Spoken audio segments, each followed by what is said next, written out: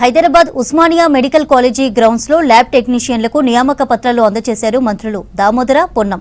1257 మంది lab టెక్నీషియన్లకు appointment లెటర్లు అందించారు.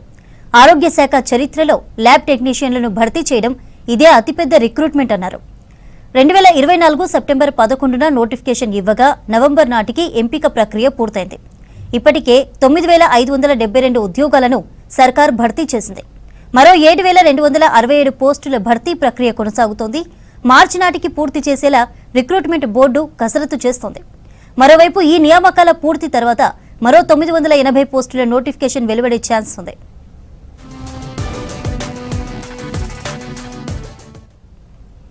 రైట్, ఇప్పుడు కార్యక్రమంలో మంత్రి దామోదర మాట్లాడుతున్నారు. లైవ్ లో చూద్దాం.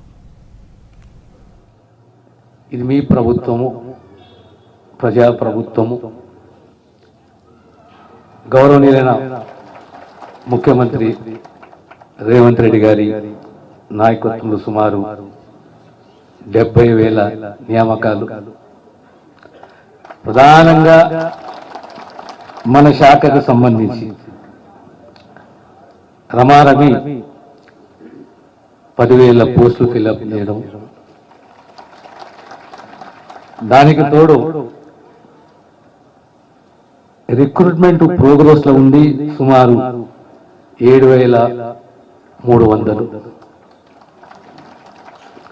ఇంకా ఫైనాన్స్ క్లియర్ చేసి రాబోయే కాలంలో సుమారు 1000 పోస్టులు, అంటే రాబోయే కాలంలో ఇంకా ఒక 10,000 పోస్టులు ఫిల్అప్ చేయబోతున్నాము.